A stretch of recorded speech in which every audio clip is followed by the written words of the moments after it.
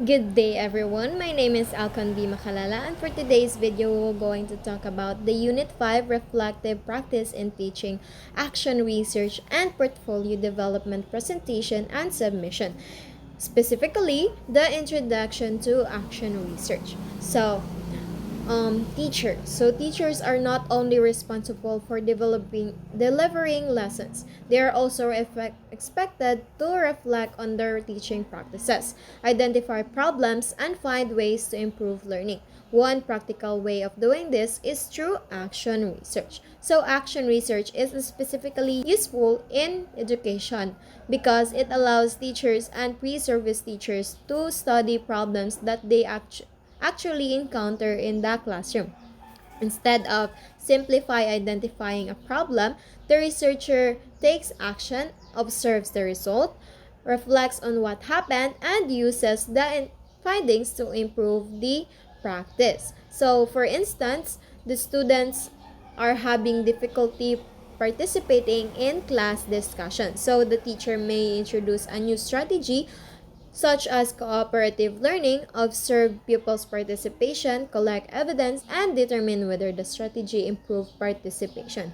So, what is action research? So, an action research is a systematic process in which teachers, educators, and other practitioners investigate a problem in their own practice, implement an intervention or action, collect evidence, reflect on the results, and use what they learn to improve the practice. So, in simple terms, action research. So, in action research, they will going to identify the problem, then plan out what they should do or act.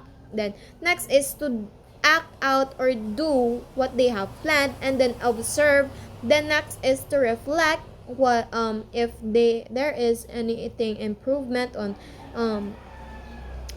what should they improve, and then next is to implement the improvement of the students. Okay, so next one is action research is called action research because the researcher does not only study a problem but also does something to address or improve the problem. So they are not just studying but they are doing something to address and improve the problem. So it is called research because action is carried out systematically using data or evidence. So I have here an example. Grade 3 pupils are having difficulty reading unfamiliar words. So the action that the teacher may done is to the teacher introduce a daily 10-minute phonics activity. So the data collection should be the teacher's records, pupils' reading performance before and after intervention. So the teacher can um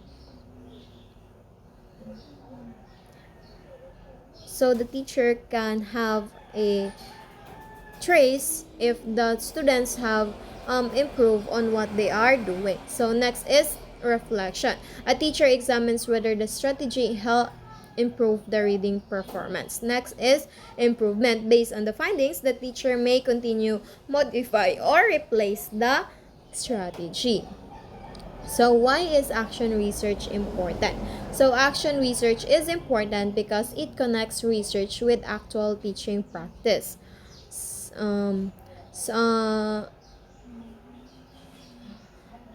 first one is it improves teaching practices. Teachers can examine whether their teaching strategies are effective and make evidence-based improvements. So next one is it addresses real classroom problems. Unlike research, it may focus on broad educational issues. Action research commonly focuses on specific and practical problems experienced by a teacher or the school. So next, it improves students' learning. The ultimate goal is to develop practices that can improve learners' participation, achievement, behavior, motivation, or skills, and overall learning experiences.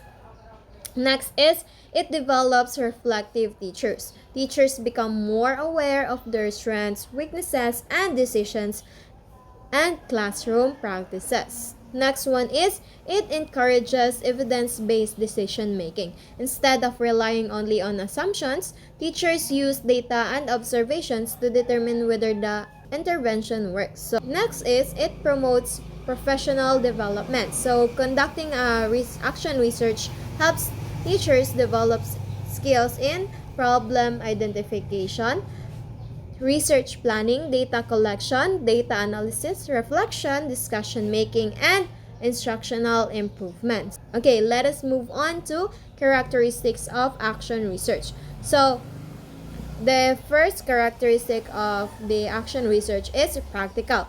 It focuses on problems that occur in actual educational setting. Next is problem-centered. It begins with a problem, concern, question, or idea for improvement. Next is participatory. Teachers, learners, class, school personnel, and other stakeholders may participate in the research process depending on the study. So, of course, teachers and learners or other school personnel and stakeholders can be our participants in making the research or action research. Next is reflective. Reflection is an essential part of the process. The researcher asks what happened, what did it happen, did the intervention work, what did I learn, what should I change. Okay, so next is the systematic. Although action research is practical, it still follows the systematic research process. Next is cyclical. From the word cycle, it is a cycle. So action research generally follows repeated cycles of course, planning, action, observation, reflection, and revised action. The process can be continued until the researcher gains sufficient understanding or improvement. Next is the main parts of the action research. So, first one is the title. So, the title should clearly identify the main problem or concern, the intervention or strategy, and the target participants or context when appropriate. So, example for this is improving grade 3 pupils' reading sufficiency through repeated reading activities. So, a good title should be specific, concise, directly related to the research problem. So, next is the introduction, background of the study. This section explains the situation that lead to the research. It may include educational context, existing problem, observations about the problem, supporting evidence, why the problem needs attention, and the proposed intervention. Example for this is the teacher observed that several grade 3 pupils read slowly and have difficulty reading unfamiliar words. So, classroom assessments also show that some pupils have low reading sufficiency. Because reading sufficiency affects the comprehension, the teacher decides to investigate whether repeated reading activities can help address the problem. So, next is statement of the problem. This presents the specific questions that the research intends to answer. So, example for this is this action research aims to determine the effectiveness of repeated reading activities in improving reading sufficiency of grade 3 pupils. Next is the research question. Research question may provide direction for the entire study. So, good research questions should be clear, specific, answerable through data related to the research problem and appropriate for the participants and the setting. Next is the proposed intervention of action. This section explains that the research will address the problem. Next is the intervention may include a teacher strategy, instructional material, learning activity, technology-based tool, classroom management, technique, reading program, peer tutoring, collaboration, and learning, or other educational practices. So, example for this is the researcher will implement a 10-minute daily repeated reading activity for 4 weeks. So, next is the participants. This section identifies who will participate in the study. So of course, when we have participants or the what we call, of course, participants, these are the pupils, students, teachers, pre-service teachers, or other members of the educational community. So next is data gathering methods or instruments. The researcher needs evidence to determine what happened before, during, and after the intervention. So the instrument and the purpose, these are the common instruments included. Observational checklist records behaviors or classroom participation.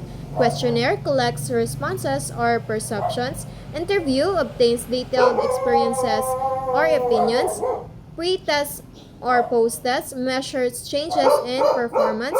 Rubric evaluates performance or outputs. Student work provides evidence of learning.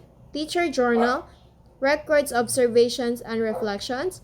Attendance records examines attendance related patterns. So let us move on to the data analysis. After collecting data, the researchers needs to organize and interpret it. There are two types of data, the qualitative data and the quantitative data. So what is quantitative data? Numerical data may be analyzed using frequency, percentage, mean, scores, pre-test, post-test comparison, or other appropriate statistical procedures. So next is the qualitative data. So quantitative data is numerical information, while the qualitative data is a non-numerical information, may be examined through themes, categories, patterns, observation, and most specifically participant responses. So there are types of action research. So action research can be classified in different ways depending on its purpose, participants, and approaches. So first one is the individual teacher action research. This is conducted by one teacher to address a problem in their own classroom. So example for this is a teacher investigate whether using educational games can increase grade 4 pupils participation in mathematics. So it focuses on one teacher and one classroom problem. Next is collaborative action research. Two or more teachers or educators work together to investigate a common problem. So example for this is the three grade 5 teachers collaborate to determine strategies for improving pupils' reading comprehension. This focuses on shared problem, collaboration among teachers.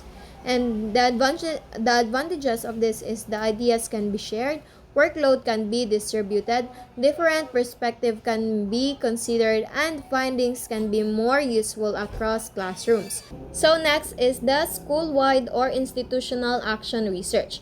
The research addresses an issue affecting a larger part of the school.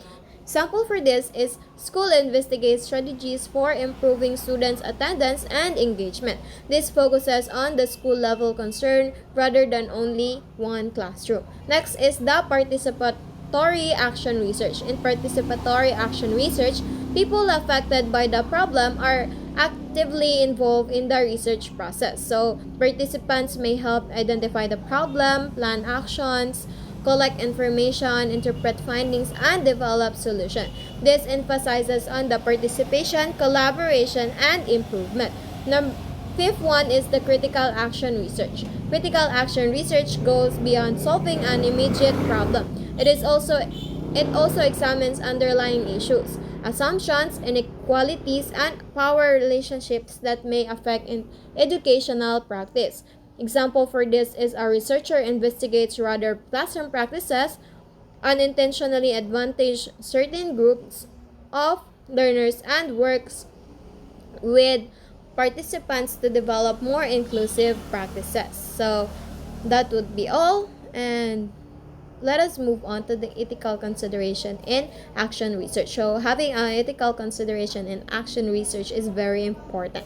First one is to informed consent. So participants or create, guardians should understand the study and agree to participate when required. So next one is confidentiality. Personal information and research data should be protected. Next is voluntary participation. Participants should not be forced to participate, okay? We don't force our participants to participate on our action research. So next one is protection from harm. The intervention should not unnecessarily expose participants to physical, emotional, and psychological or academic harm. Next one is honesty in reporting. Researchers should report findings accurately even when intervention does not produce expected results. Next is the respect for participants. This one is very important. Learners and other participants should be treated with dignity and fairness. So, these are the references on this topic. You can use this one. And that would be all. Thank you. And I hope you have learned a lot. Bye!